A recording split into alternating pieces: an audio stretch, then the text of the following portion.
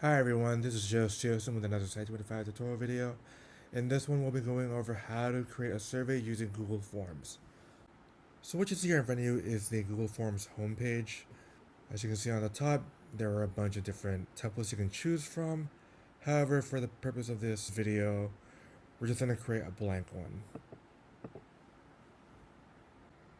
From here, you can just title the survey whatever you want. In this case, we're just going to title this example survey.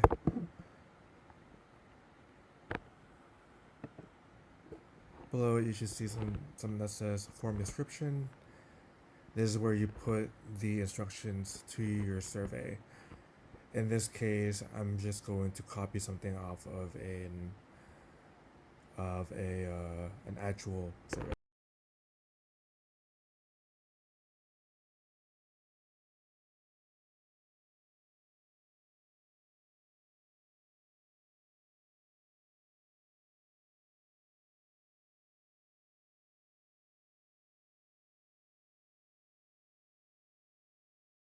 Something important that you need to add at the end of the instructions is a statement saying that the responses collected from the survey will be kept confidential, as you can see at the end of the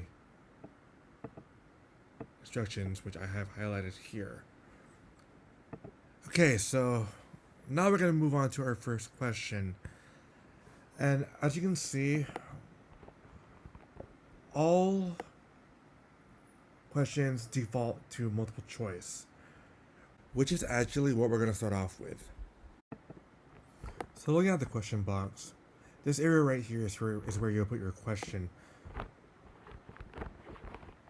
So I'm just going to make something up, or at least get it off of another survey.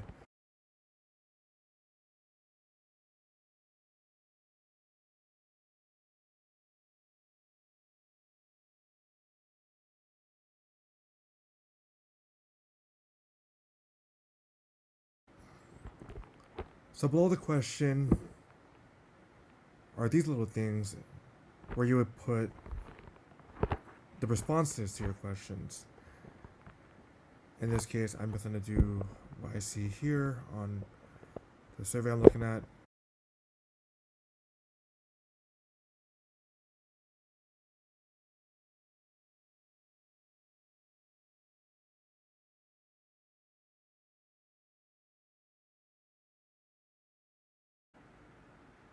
So multiple choice is pretty self-explanatory if you've ever taken a multiple choice exam before, which I'm pretty sure you all have.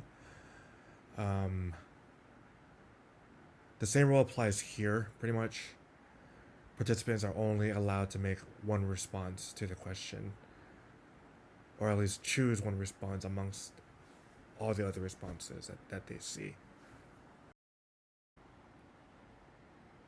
So to add another question, all you simply need to do is, in this rightmost tab you see here,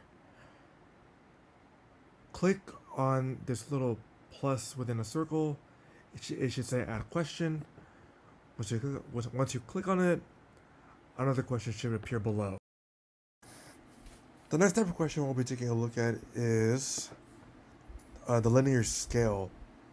In order to find that, you just have to click this little drop box here, and it should be this one right here, linear scale. So with linear scale, this allows participants to select a number in a range from 0 or 1 all the way up to 10, with 0 or 1 representing something like never, not often, to the last number, in this case 5, representing something like often or always. So for an example of a linear scale, I'm just going to pull off a question off of the survey I'm looking at.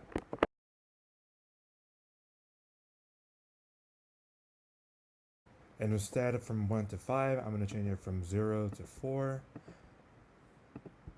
with 0 representing never and 4 representing very often.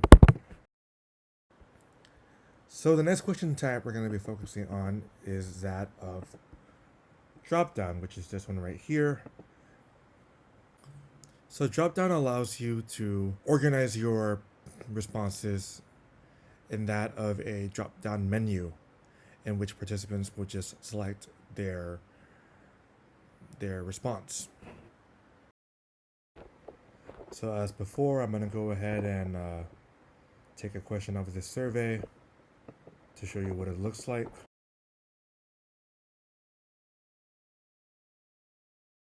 I'm gonna go ahead and put the responses too.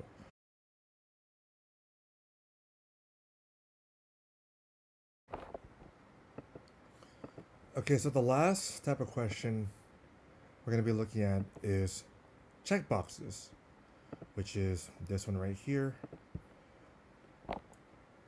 With checkboxes, this allows for participants to choose more than one answer or more than one response to the question. So I'm just gonna go ahead and make something up just to show you guys what it looks like.